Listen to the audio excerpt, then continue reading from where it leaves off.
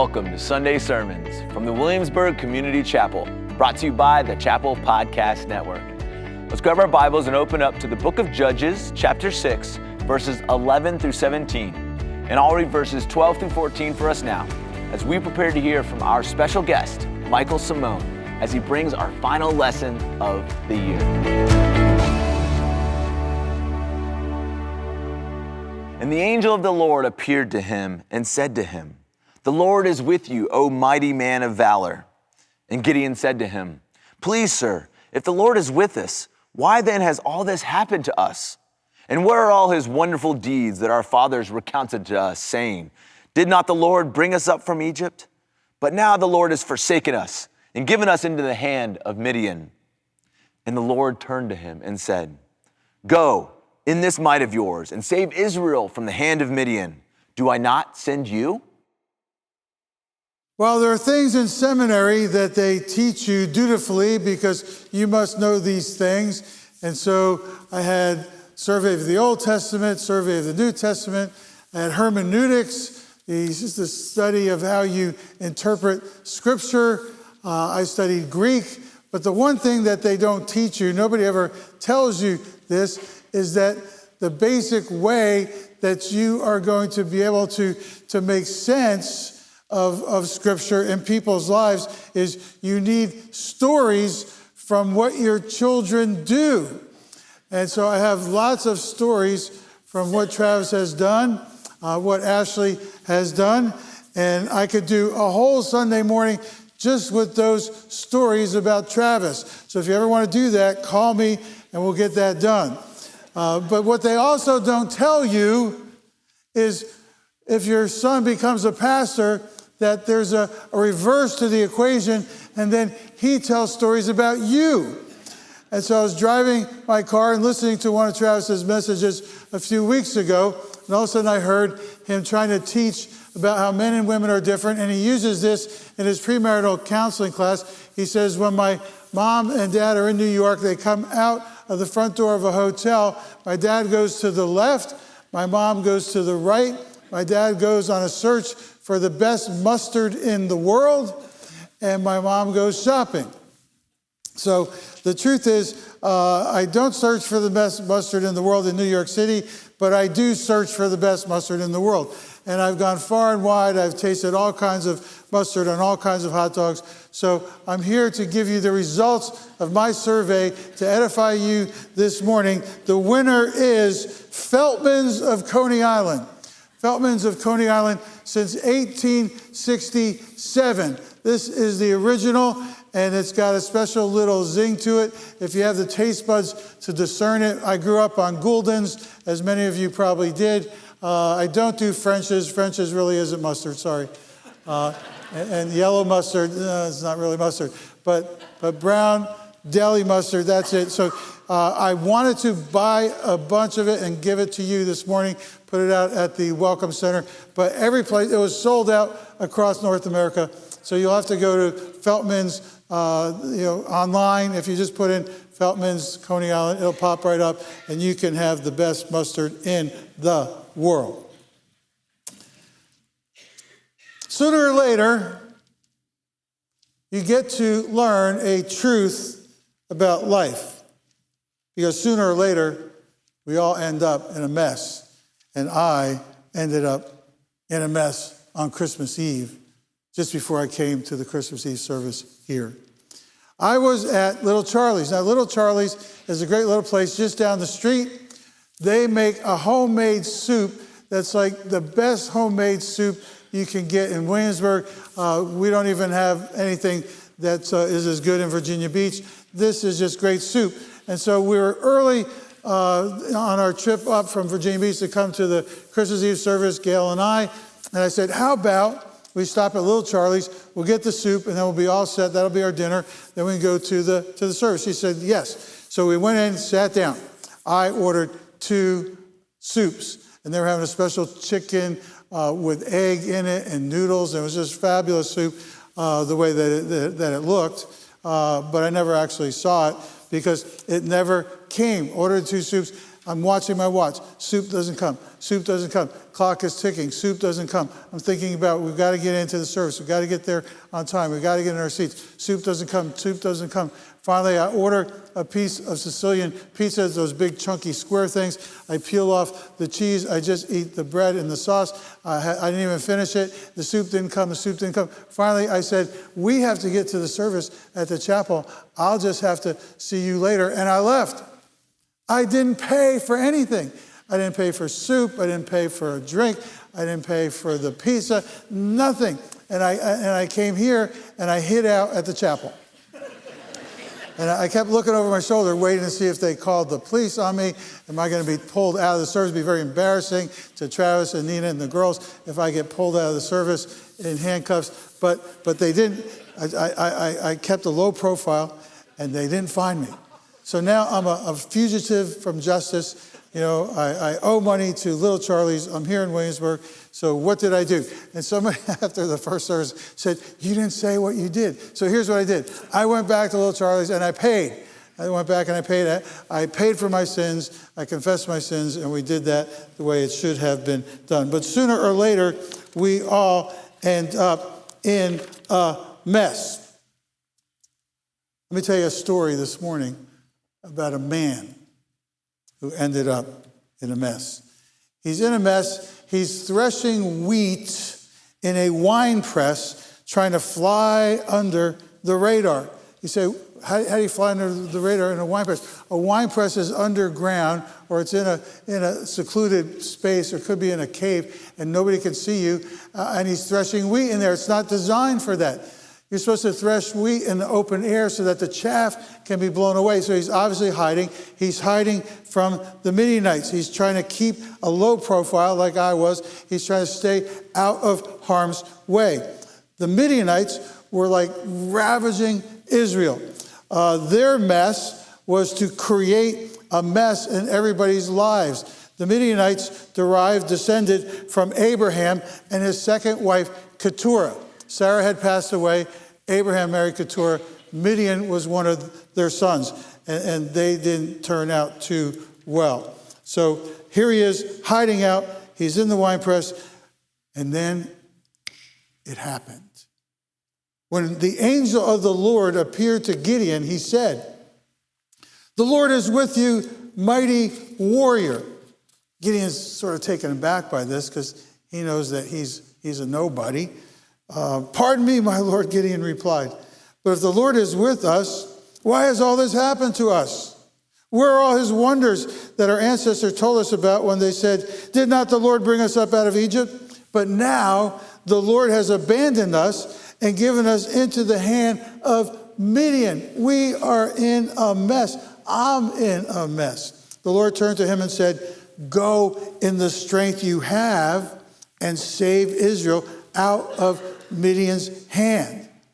Am I not sending you?" And then, Gideon says how he feels. "Pardon me, my Lord," Gideon replied, "but how can I save Israel?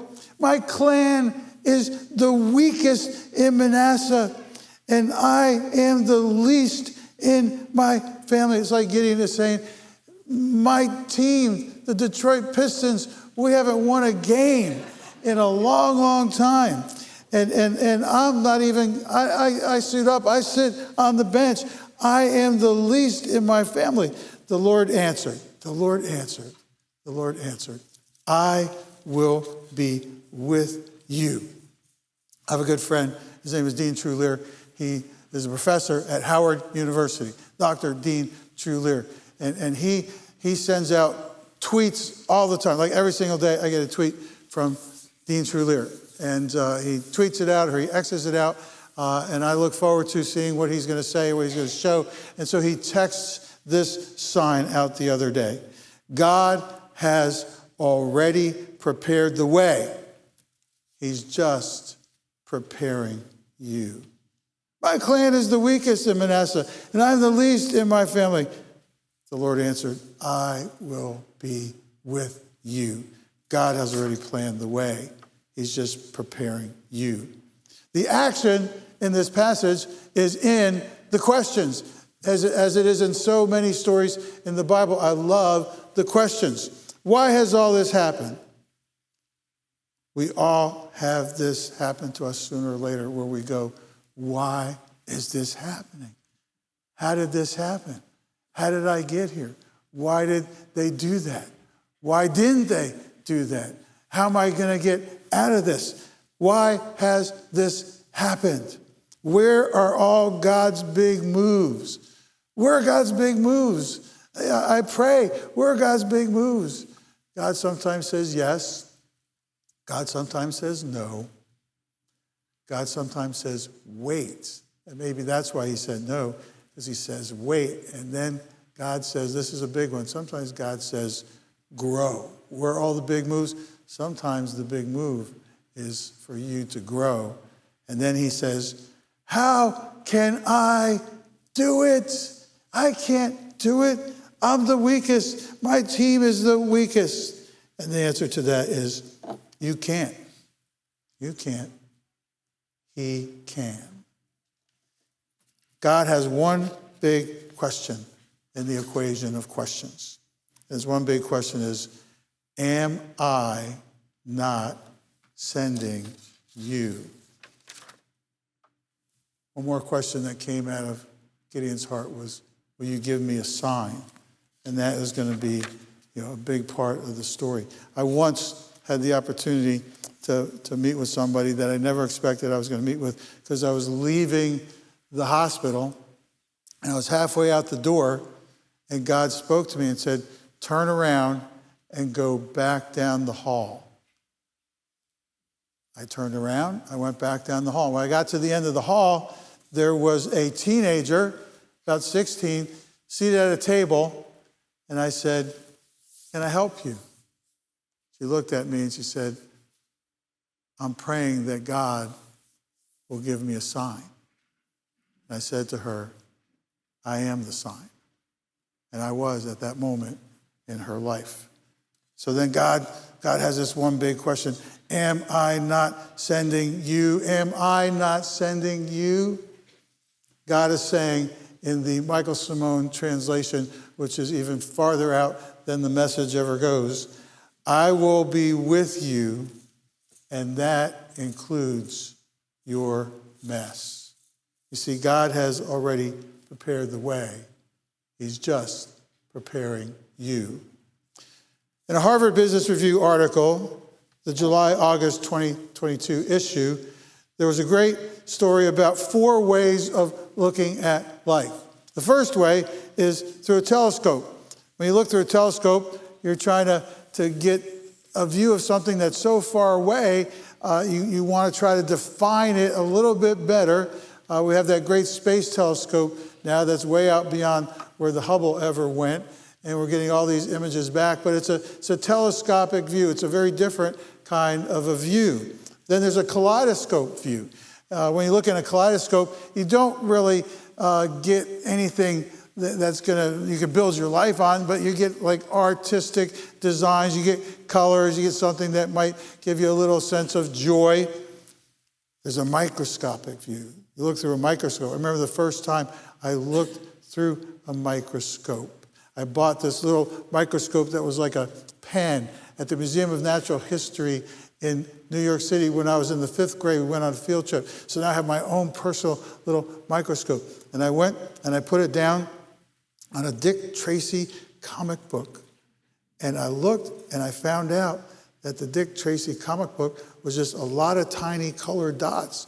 And you couldn't even see a face. It was just dots, dots, dots, dots, dots. So that's another way of looking at things, through a microscope. But finally, there is a panoramic way of seeing things. And that's when you get the big picture. That's when you get the wide angle view. You see it from east to west. And finally, maybe you understand what it's all about. Gideon was trying to get this panoramic picture. And so he says, God, if you will save Israel by my hand, as you have promised, look, I will place a wool fleece on the threshing floor. If there is dew only on the fleece and all the ground is dry, then I will know that you will save Israel by my hand, as you said. And that is what happened.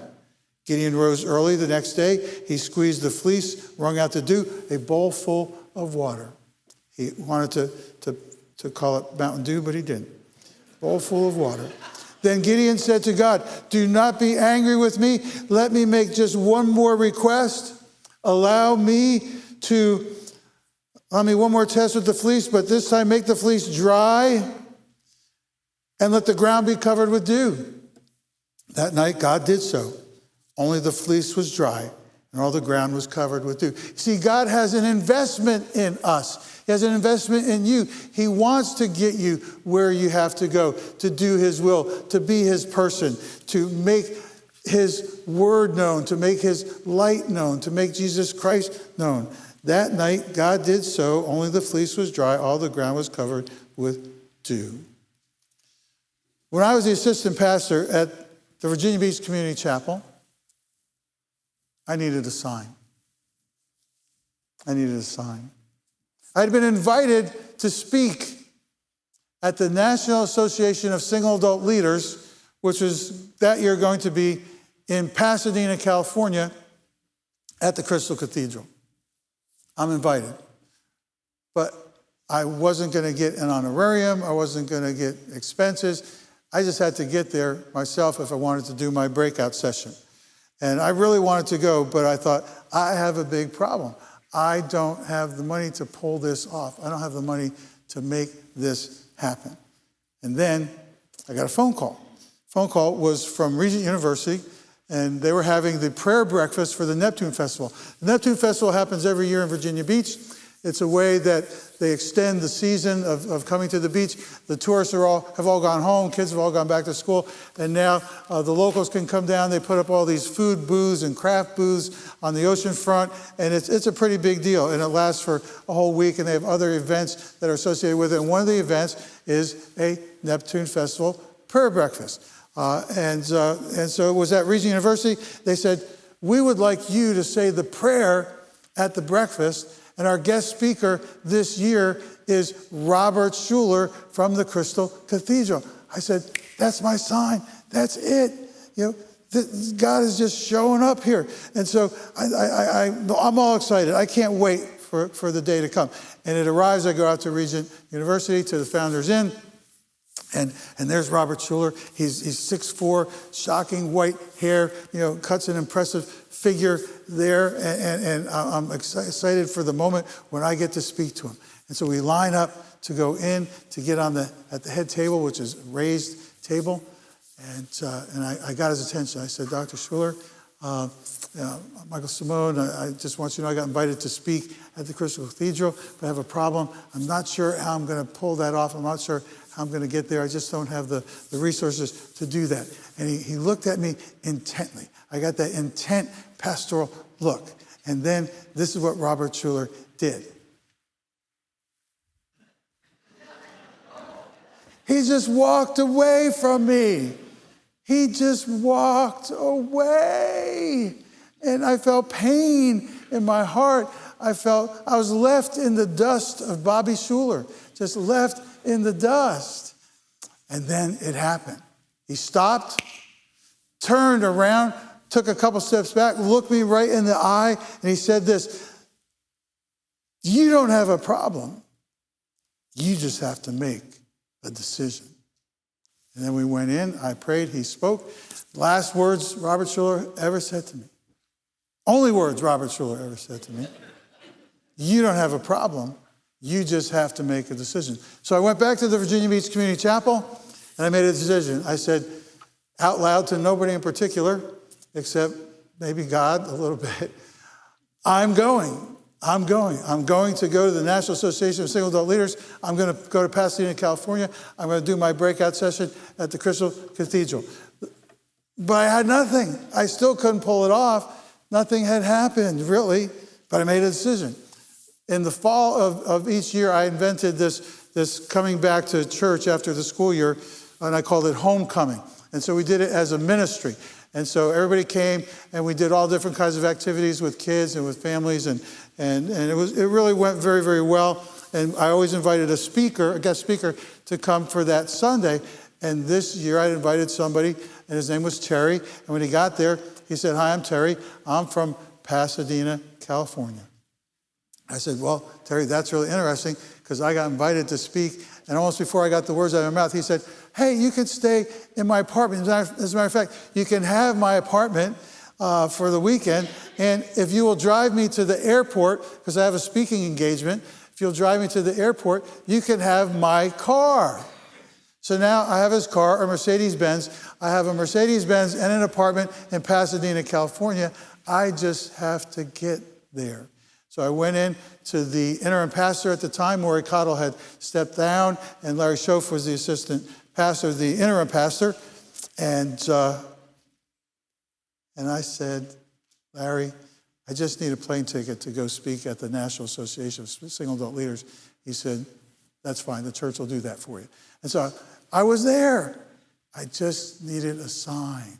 And sometimes we need a sign like that. And it can be one of the most important signs in your life. But there are some questions for your mess that comes out of this story also. What has God clearly told you to do that is way outside of your comfort zone? You feel like, "I'm the weakest. I don't think I can do this. God, why'd you put this in front of me? God, why'd you ask me to get involved in this ministry, in this mission, with this class, with this Bible study? What has God clearly told you to do that is way outside your comfort zone? God, why did you ask me to give this? Why did you ask me?" Have you asked God for a sign? Now, you can't ask for a sign for everything. Some things you just know you're supposed to do. They're just etched into the fabric of your life. But have you asked God for a sign when it's really an appropriate time to say, "God, can you show up in a way through a person?" It's usually a person, or it's a scripture, or it's something that you're reading from a Christian author. God, can you show up in a specific way to show me I'm going in the right direction? Do you believe God is with you? Do you believe he is walking with you? Do you believe what it says right up there behind me? You are the vine. We are the branches. I'm the vine. You are the branches. And we can't do anything without him. Have you made the decision to move forward? You don't have a problem. You just have to make a decision. In February, I was at the Dallas Cowboys training facility in Dallas, Texas. I'm not a Cowboys fan. They won last night by a point. I'm happy for them. I'm happy for Dak. I want to see him get there. But I'm a Giants fan. Okay, and I've always been since I was young. So I was at their training facility. It's the most amazing facility that you could ever imagine. One word hangs loudly in the air everywhere from the moment you approach. They've got banners. The banners all say resilience. And the whole idea here is winning. How are we going to win? When are we going to win? What are we going to do to win? As you get inside, there's a whole wall. And the wall says 5 Super Bowl wins. It's a lot bigger than that. It expands to the whole wall. 5, it's like they want to intimidate you. 5 Super Bowl wins. There's another sign over here that says, train like a cowboy. And then they have a pristine football field right in the middle of the facility. It is pristine, it is beautiful, so that when they have a meeting and they say, Dak, what do you think about this play? Do you think this will work? They go, well, let's go out and just try it right now. They just go out there in T-shirts and shorts and just run the play and run it a bunch of times. It's a football field that nobody plays on right in the middle of the facility just for fun. Downstairs is a huge food court. It is amazing. And then there's this sign outside of this team room that says, we will out-hit every team we play. And everybody signed it. We will out-hit every team we play. We are in this to win. So I go in. One thing you have to know about me, when I'm on a tour, I was on a tour with a group. I'm not very good on tours. Usually what I end up doing is I go on my own tour. And I usually get in trouble that way, but it's just how I am. And so the tour is going down down the hallway, and I see this sign, without hood, everything, and I walk into the inner sanctum of the Dallas Cowboys, where they plan strategy, they have plays. You can see a play up there, and they have all this philosophy of what we're going to do and how we're going to do it. Greatest predictors of success: focus, passion, mental toughness. Where do you want to go? Do you have the mindset needed to handle the journey? Where do you want to go? And the big question, how badly do you want to get there? And all of a sudden, I heard this voice say, I was taking pictures like crazy. I heard this voice outside, the tour guide saying, don't take any pictures in there. It was too late. I already emailed it all to the New York Giants. Done. Over. Which didn't help the Giants because they got beat bad in September, the first game of the season. Dallas came into New York and just blew them off the field. But here's where this really goes. How badly do you want to get there? Asking God for a sign.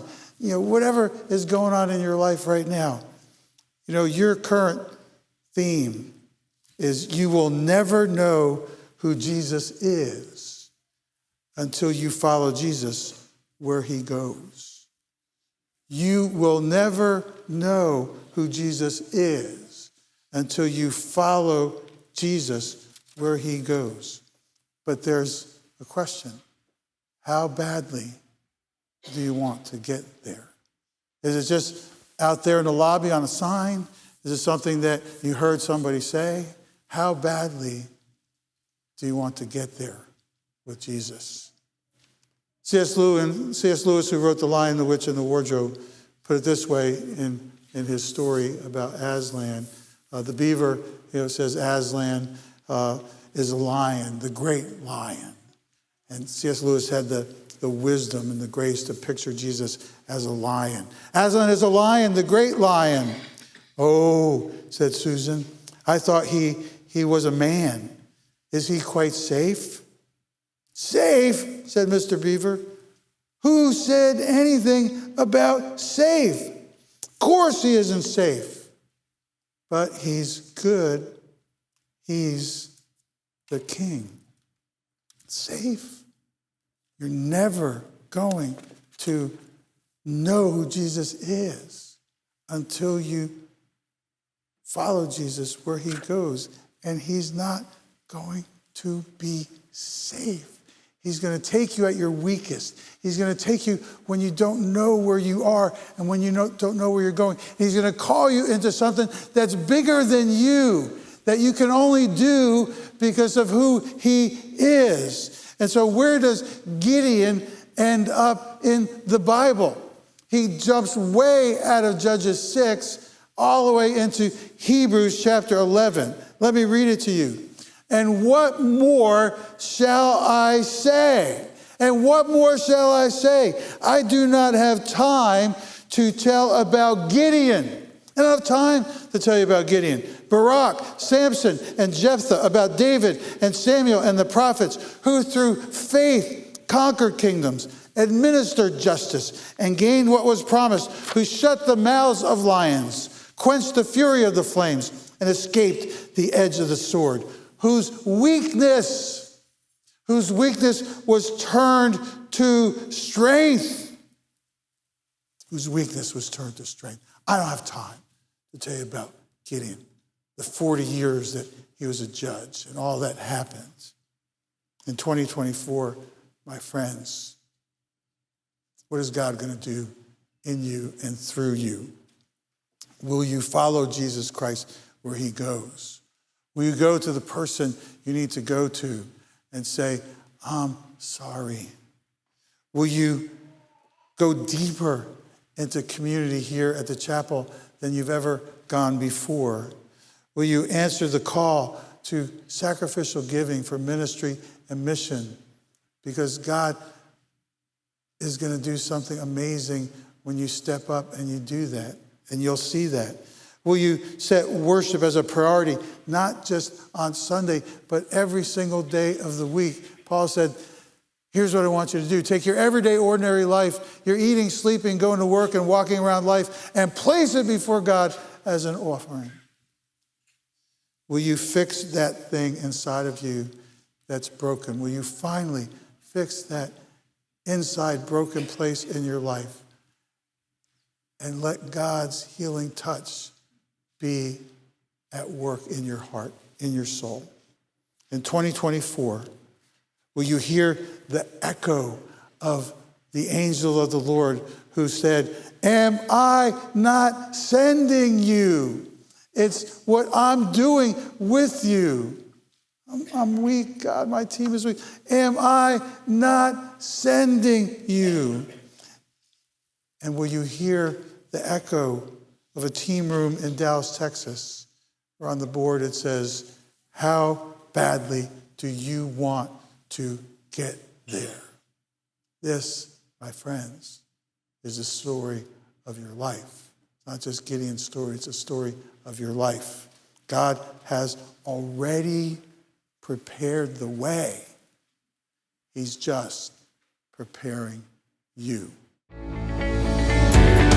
Thank you for joining us today. Here at the Williamsburg Community Chapel, we are all about making disciples of Jesus Christ. So wherever you are on your spiritual journey, we hope you will take up this call of Jesus to follow me as we consider these disciplines for disciples.